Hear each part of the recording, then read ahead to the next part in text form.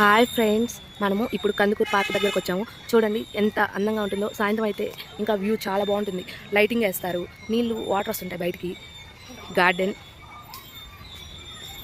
Gardening చెట్లు చూడండి ఎలా ఊగుతున్నాయో. చాలా ప్రశాంతంగా కూర్చోవచ్చు.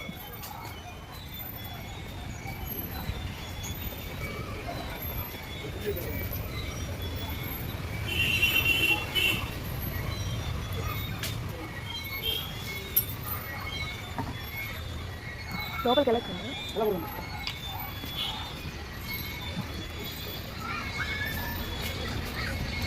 అంస ఇక్కడ నుంచి వాటర్ పైకి వస్తుందండి.